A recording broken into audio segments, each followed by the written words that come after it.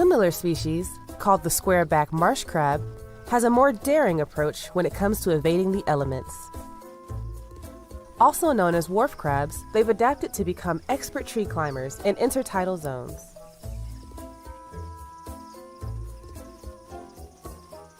When they're not in the trees, most of their time is spent eating insects and soft maritime vegetation on the forest floor. Like most crustaceans in the marsh, they too play an integral part of the ecosystem.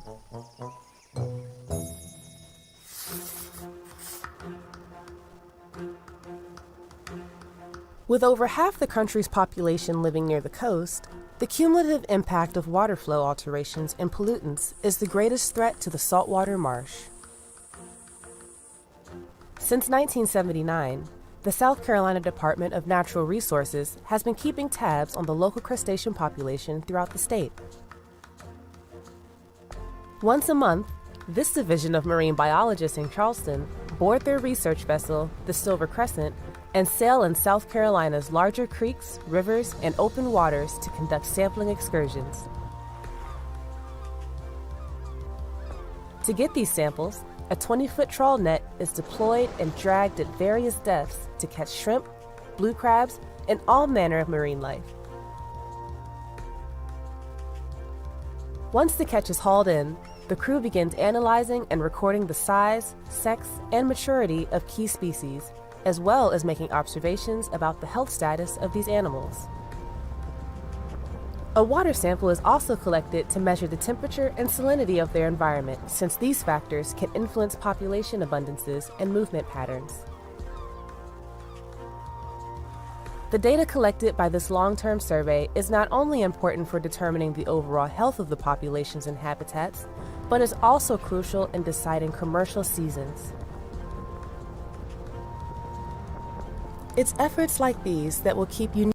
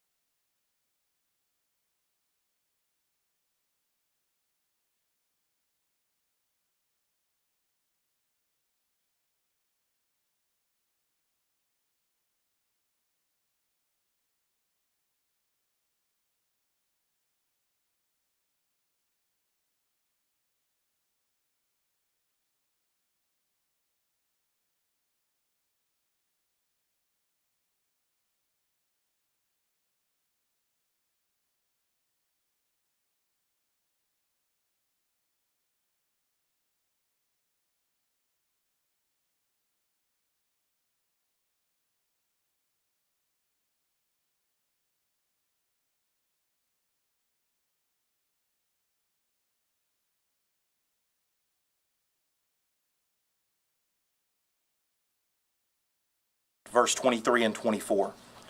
The Lord directs the steps of the godly. He delights in every detail of their lives. Though they stumble, they will never fall, for the Lord holds them by the hand. Let us pray. Gracious Heavenly Father, we know that you are with us in both the calm and the storm. Even when the disciples began to fear, Jesus showed he was Lord over the waters. We ask that you would calm the wind and the waters of the approaching hurricane and spare those in the path from harm. Open our hearts in love and generosity to all who need help in the coming days. In all things and at all times, help us to remember that even when life seems dark and stormy, you are in the boat with us, guiding us to safety. In your most holy name we pray. Amen. Okay, John Quagliarella, National Weather Service. Thank you, Governor. John Quagliarella, National Weather Service. Hurricane Ian's landfall is imminent along the northern Charleston County coast. As of the Hurricane Center's 11 a.m. advisory, Ian was a Category 1 hurricane with 85-mile-an-hour winds, and we should be getting an update on its position here within the next hour or so.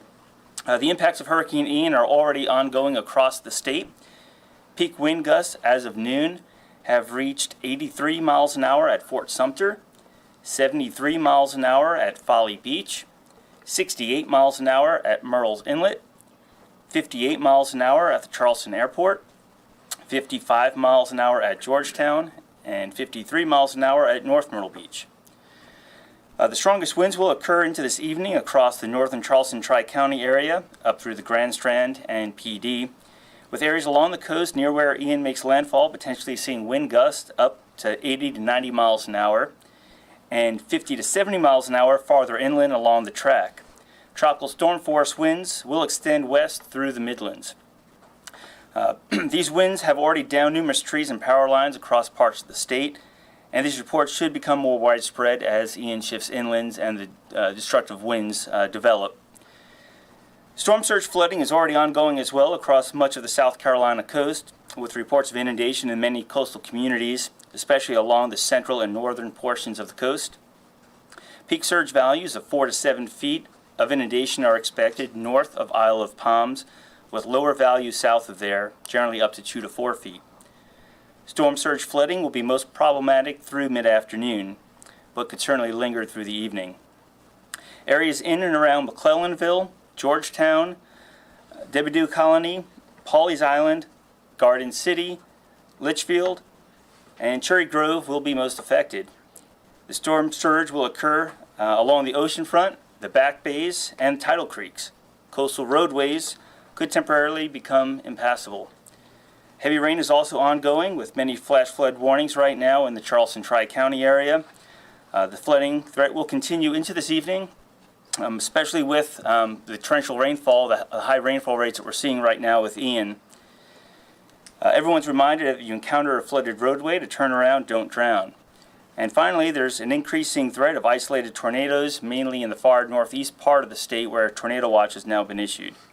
Conditions should improve across the state late tonight as Ian weakens and lifts to the north. So again, please seek higher ground if you're in a flood-prone location along the coast, and do not drive through flooded roadways. Thank you. Thank you. We'll answer questions as we go through the team. As I speak, the center of Hurricane Ian is approaching the coast of South Carolina, just above Charleston, mainly from Bulls Bay up through Myrtle Beach. I've spoken to a number of the mayors in those areas, and they are well prepared. The Grand Strand, particularly right now, is seeing very rough seas. Also, behind the Grand Strand, the water is backing up because it can't get out behind the beaches and behind the creeks. But this is not as bad as it could have been. A lot of prayers have been answered, but I would ask people, don't quit yet, because it's still coming. We are not out of the woods. I remind people, as John Quagliarella just said, there's water on the roads. We've seen photographs of it that people have been sending us, the mayors and others, and it's still very dangerous. And there's still winds even where there's not much water in other parts of the state. So if you don't need to go outside in the wind right now, stay inside. If you don't need to drive anywhere, don't drive. Be careful and be smart. So far, fortunately, no deaths have been reported to us as a result of the storm. But there are still life-threatening conditions, and we need to continue to be very careful. I note that in Charleston, they have, according to Mayor Tecklenburg a little while ago, they have about 6 to 12 inches of water in the hospital district. That's much less than was expected. The low wall around the battery was not overrun with water. That is very good news.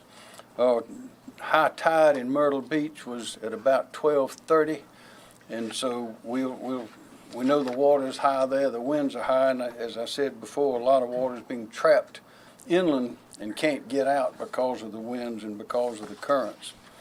But right now, when the storm seems to be receding in certain parts of the state and is moving on to others at hurricane speeds, this is when people normally get careless, get hurt, and unfortunately often lose their lives. So don't forget that human error is the deadliest thing that we have. Misjudgments, miscalculations, carelessness. So be careful and be smart. I spoke to President Biden this morning. He was fully aware of our situation. He promised whatever help we needed, and you would like to know, of course, he's been here before, and he says South Carolina is a beautiful place, and of course, I agreed 100% with that. So that is our situation so far, and we have a number of people to speak and provide details, and we'll start with General Jeff Jones. Thank you, Governor. Major General Jeff Jones, the Deputy Adjutant General. Right now, the South Carolina Military Department, which comprises our Army Guardsmen, our Air Guardsmen, and our State Guardsmen, and our civilian employees, they are poised to continue to respond to our state and local partners and the people of South Carolina. Currently, we have 90 Guardsmen on state active duty. They are positioned forward, primarily performing high water vehicle support, and we are poised and prepared to shift operations in response to any request to any mission statewide. Thank you very much. Thank you, General. Kim Stinson. Thank you, sir. Kim Stenson, Director of South Carolina Emergency Management Division. The State Emergency Operations Center is currently at Operating Condition 1, also known as OPCON 1. This is our highest level of alert and response, and we are now fully staffed with a number of state agencies and voluntary organizations 24 hours a day until this event curtails. Right now, priorities include support to counties and responding to transportation, sheltering, supply, and equipment missions. We're also planning for damage assessment and follow-on recovery operations. We continue to work closely with the local authorities to share information and identify unmet needs. We've only received a few requests for support, but they include high water vehicles, swift water rescue teams, and shelter support. In the near term, we expect to receive additional requests for debris management assistance, generators, and also damage assessment. Damages have been light so far, with basically reports of downed trees and localized flooding, mostly along the coast, but we expect that to build over the afternoon. The governor mentioned talking to President Biden, and last night we received a federal emergency declaration which will allow us to seek reimbursement for response costs and any direct federal assistance we might request. And that emergency declaration is different, is not the same as a major disaster declaration, which we requested after the completion of any damage assessment that we would do and potentially provide funding for both infrastructure and repairs and assistance to individuals and families. So the emergency declaration is fairly limited, but it does give us some advantages, certainly at this point. As the storm moves through South Carolina, residents should keep in mind a couple of key points. One is to stay tuned to local television and radio stations for emergency information. Certainly stay inside a well-constructed building, and then try to limit your non-emergency calls to keep that grid open, and use text messages if you've got non-emergency calls. So, reminder: citizens can use scemd.org and the South Carolina Emergency Management app on your phone to keep up to date on disaster information. And we encourage you, citizens that receive damage, to go ahead and report damage through that app, that South Carolina Emergency Manager mobile app. And then the damage assessment report is on the tools section of the main menu, so it's pretty easy to get to. I checked it out last night. Sir, thank you. Thank you, Director Nanette Edwards. Thank you, Governor. Nanette Edwards, Executive Director for the South Carolina Office Regulatory Staff. So around 10:30 this morning, statewide, we had outages of around 32,927. As around 12:25 today, we're already over 69,000. I do anticipate that those outage numbers will climb. The crews are standing at the ready, and they will go out and do restoration efforts, but only when it's safe to do so. So when those winds get to about 30 miles per hour, the crews that are out there, you will see them pause. So for customers who currently have power, because I expect the number to climb, please do take a moment and charge your phones, do those things that you need to do while you still have some power. For those that are experiencing an outage, do notify your utility so that they are aware. And if you are out and about for some reason, stay away from downed power lines. If you do have a customer complaint, contact ORS toll-free at 1-800-922-1531. That concludes my report. Thank you, ma'am. Secretary Hall, Department of Transportation. Thank you. I'm Christy Hall, the South Carolina Secretary of Transportation. We currently have more than 2,100 employees working this event. As of now, we've responded to more than 200 downed trees across the state that's been removed in order to re-clear the roadway and enable the utility providers to get back in and do the work that they need to as well. We will continue to do that as the storm passes through the state. We are also aware of water on some of the roadways across the state. There are currently no major closures that we are aware of. However, we are closely watching with the local officials some of the causeways in the areas that John Q mentioned, really north of Charleston, all the way up to Myrtle Beach area. As mentioned earlier, we urge people to avoid travel, if at all possible, today as the storm works its way through the state. And Governor, that completes my report. Thank you. Thank you, ma'am. Director Ben Duncan. Thank you, Governor. Ben Duncan, Chief Resilience Officer, South Carolina Office of Resilience. We are standing ready at this time to assist citizens who may have damage or may have some need for assistance from the hurricane. We help with short-term problems, we help with long-term problems, and we are here until we take care of those problems for you. We're here to assist the governor, we're here to help citizens, and we provide information that you may need in the short term or long term. Thank you. Thank you. Director Emily Farr. Thank you, sir. Emily Farr, Director of the Department of Labor Licensing and Regulation. Throughout this event, the agency, through its division State Fire, has been prepared should any search and rescue efforts be needed. Earlier this week, we mobilized Task Force 1 with collapse and water rescue capability at the State Fire campus here in Columbia, so that we were prepared to back up the regional search and rescue teams that are located in Charleston, Hilton Head, and Myrtle Beach. Last night, North Charleston did request 2 boat teams, so we did deploy Task Force 1, and they arrived there at about 10 p.m. last night. We backfilled those teams by requesting 2 boat teams through firefighter mobilization, and Anderson County and Oconee County answered that call, and their boat teams are now here in Columbia, ready to deploy if needed. As well, the State Fire Marshal, Chief Jonathan Jones, continues to make contact with the fire chiefs along the coast to make sure that they do not have any unmet needs. We appreciate all of the first responders who volunteer and stand ready to ensure South Carolina is prepared if any search and rescue is necessary, and just remind those viewers, if you ever do find yourself in an emergency situation needing those sort of assistance, to dial 911. Thank you, sir. Thank you, ma'am. Director Mike Leach, Department of Social Services. Thank you, Governor. Good afternoon. Michael Leach, South Carolina Department of Social Services. Currently, we have 5 shelters open across the state. All are general population shelters. 2 are in Charleston County, 1 in Jasper County, 1 in Orangeburg, and 1 in Williamsburg. As of noon today, we have a total population of 119 individuals in our shelters. Our current total capacity is 759, and so we are about 15% of that capacity. All locations are resourced. DSS staff, Red Cross volunteers, law enforcement, and other volunteer organizations are currently engaged in that mission.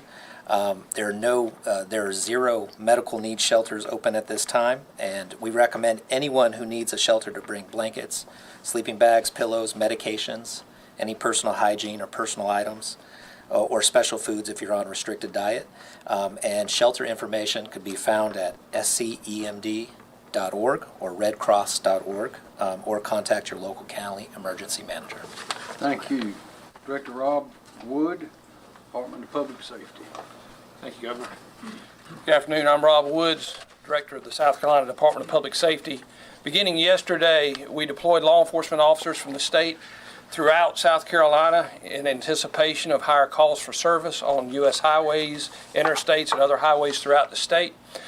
We have, in fact, seen an uptick in calls for service starting last night. We were over 90 calls for service from 6 p.m. until 6 a.m. this morning, and we're currently over 131 calls for service from 6 a.m. until noon today. And those calls for service were primarily for assisting motorists and for trees and other objects in the roadway. As it stands now, we have over 300 law enforcement officers from the Department of Public Safety, from SLED, Triple P, and DNR who are patrolling the highways. We'll have those folks out there with the expectation that those calls for service will continue to increase as the storm moves ashore. Again, and just to echo the advice given by Secretary Hall, given what we see with these increased calls for service, with these increased traffic incidents, please stay off the roadways until the storm passes. Thank you, Governor. Thank you, sir. Dr. Ed Simmer, DHEC. Thank you, Governor. Good afternoon, everyone. I'm Dr. Ed Simmer, Director of the South Carolina Department of Health and Environmental Control. We have been working very closely with our healthcare facilities, dam owners, drinking and wastewater facilities to ensure that they are ready. We are very confident that they are ready and prepared to weather this storm successfully, but we do have teams ready to deploy on a moment's notice if we do have any problems. Most important right now as the storm is passing through is to be safe. As the governor said, we've had no one die. We want to keep that going. We don't want anyone seriously injured in that storm. To do that, we need folks to make good decisions. Please stay indoors. If the winds are blowing hard, be away from windows. Stay out of the floodwaters. The floodwaters not only have a risk of drowning, they can have bacteria, they can have toxic substances. If somehow you do end up in the floodwater, as soon as you possibly can, rinse off, get fresh clothes on. That will help protect you. Please be careful with carbon monoxide. People may be using generators as the power goes out. Make sure that generator is outside, vented outside, so you don't have carbon monoxide, which is colorless, odorless. You will never know it's there, but it will kill you. So please be careful with that. Also, never add fuel to a hot generator because that can cause an explosion. Remember that all shellfish beds are currently closed to harvesting in the state because, again, of the toxic potential of the water, so please do not be harvesting shellfish right now. And finally, sometimes when we have flooding like this, we can have coffins float to the surface. I know that doesn't sound very pleasant, but if you find that, please call us, and we will help manage that. We will make sure that gets taken care of. And the number for that is 803-622-7259. I'd also note that many of our emergency medical services, as the storm is coming in along the coast, are no longer able to operate safely. So if you do call for help, you may not be able to be responded to right away. We have checked. All of our hospitals are open. All of the hospital emergency departments are open. If you do need emergency medical assistance, that's where you should go, because many of our regular medical clinics and urgent cares are currently closed, especially along the coast. If you do have questions as the storm passes about things like mold, your private well, food in your refrigerator if your power has gone off, and when is that safe? Please go to our website, scdhec.gov. We have information about each of those topics and also hotline numbers you can call for things like mold, dam safety, and those sorts of issues. Finally, let me just say, South Carolina is great because we take care of each other. If you have a neighbor, a friend who maybe isn't as able to take care of themselves, please check on them when it's safe to do so. Make sure they're okay. Provide them the assistance that they need. And, working together, we will be safe and we'll get through this successfully. Thank you, Governor. Thank you, Dr. Silva. Chief Mark Keel, SLED. Good afternoon. I'm Mark Keel, Chief of SLED. All of our personnel has been on standby since the day before yesterday. We began assisting ESF 16 Highway Patrol with patrols of our major highways, interstate, major roadways. We started that at 3 p.m. yesterday afternoon, and we'll continue that until after the storm. At that point, if there are areas of the state that we need to transition into security missions at request of chiefs and sheriffs, we'll do that. I've personally been in contact with the chiefs and sheriffs along our coastal this morning, as well as our regional captains are maintaining contact with them. We will continue to talk to them, communicate with them, and if they have any needs after the storm has passed, we will assist them with any of those security missions. Thank you. Thank you, Chief. Are there any questions? Questions? Governor, are you recommending a certain time when people can actually leave their structures, leave their safe spaces? Well, we prefer the wind to be gone and the water to be gone, of course. But we'll be providing that information. It'll be available online, and we'll be having another press conference to provide that. But this is something where people need to use their own judgment. If it's dangerous outside, they should not go. And these winds are high. They can blow projectiles through the air. You can get struck by a projectile, and again, water on the roads can be very dangerous, particularly when there's water in the ditches. And so we want people to use common sense. Stay tuned to the channels. We don't know exactly how the water is going to flow or how deep it's going to be in various places. And there may be some flooding that we haven't seen yet as the water makes its way down to towards the coast. Yes? How would you describe working with the Biden administration while you're preparing and responding to the storm? They've been helpful and cooperative, and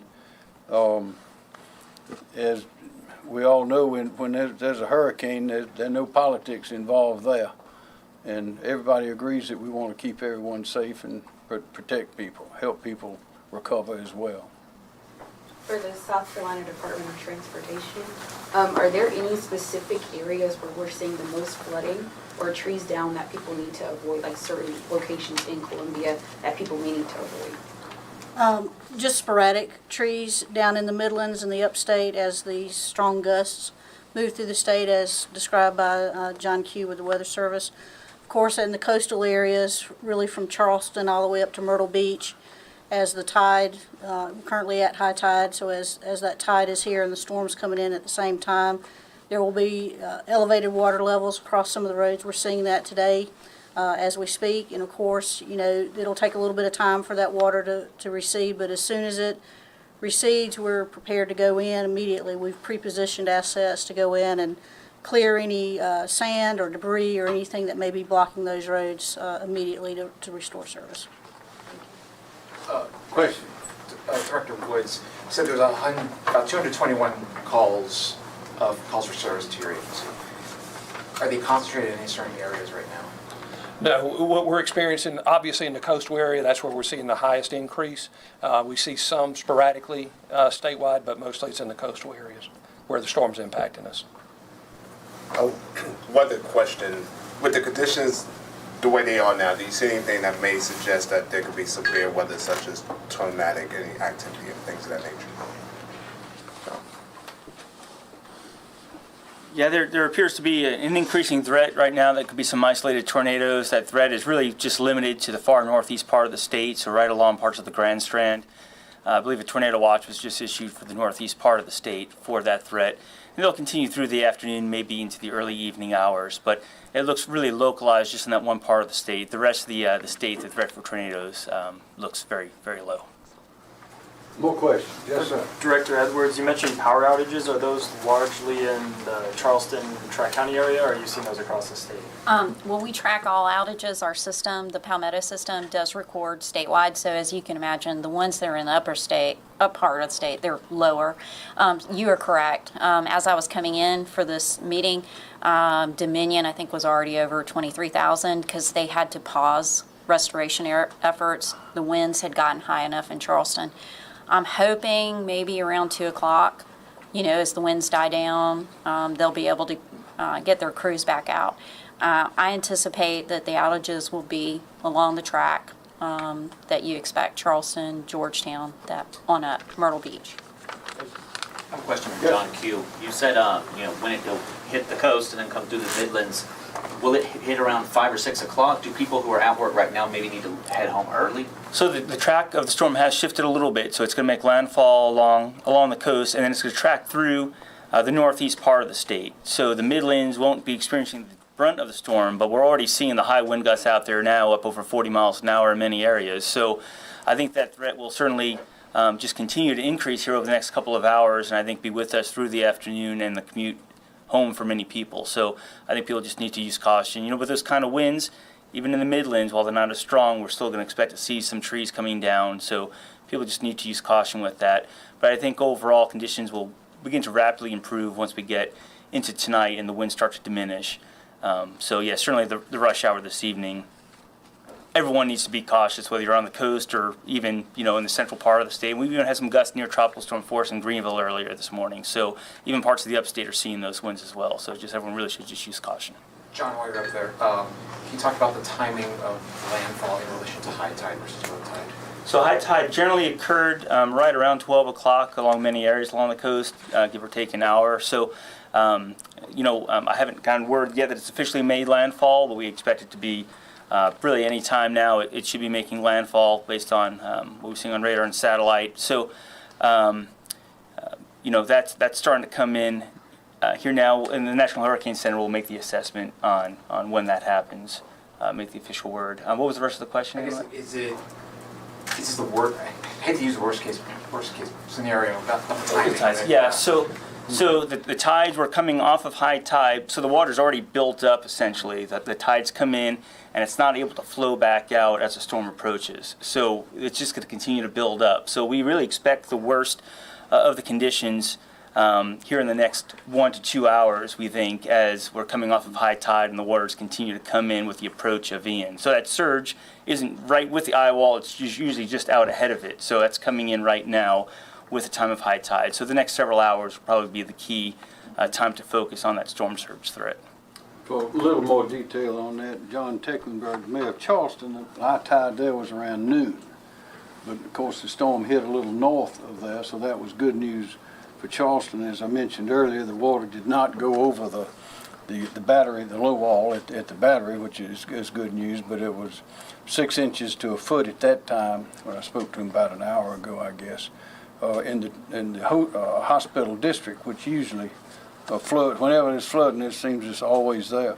But in the Grand Strand, Mayor Brenda Bethune in Myrtle Beach, Marion Hatley in North Myrtle Beach, and also Bob Heller in Surfside, we're expecting high tide there. Of course, the farther north you go, the later the high tides are. And it's around 12:30 was when they usually, and where they would begin today. And that's why what John Q mentioned is that water is coming in and the wind's coming in. Whatever rain and water is coming down and trying to get out can't get out, and that's what causes those flooding conditions and flooded roads. Yes, sir. Governor, you speak a lot about infrastructure. Is there anything infrastructure-wise that can be done in South Carolina to help the coastal areas in events like this, or is this just something you have to prepare? Well, one of the things we do, and of course that's one reason we have so much interest in I-26, because that typically is a road that has a lot of traffic when a storm hits. But we are working, as you know, we're ahead of schedule. Yes, sir. I'll ask Ms. Hall to address that question on our roads, and that's really the main thing we can do is get those roads, and also to have the people understand the danger that they face in providing them timely and good information, as we attempt to do by having this full team here for your questions. Yes, sir. Yes, ma'am. Yes, sir. Yeah, it's exactly what the governor said. I mean, clearly focused on the evacuation route of I-26, primarily making sure that that gets widened using the resources available to the department, and those projects are progressing quite well. The one north of Columbia is well ahead of schedule, and the contract to begin the first part of widening on the section between Charleston and Columbia is about to be signed to move forward with that project, again ahead of schedule. All that work's been accelerated due to leadership efforts with the governor and our legislative body as well. So you've got your major routes, and then of course there's a large emphasis looking at drainage projects throughout the state, especially in areas where we have frequent flooding. So more to come on that, but of course there's plenty of work to do when it comes to drainage work across the state. More questions? Director Leach, are you expecting more shelters to open up post-storm? At this point in time, the local emergency management departments they're prepared. We have not said that they have not said that they're going to open any, but if we have to surge and get one up and ready, we can do that pretty quick. But there are, at this point in time, we don't have any word for any more at this moment. More questions? All right. Thank you very much.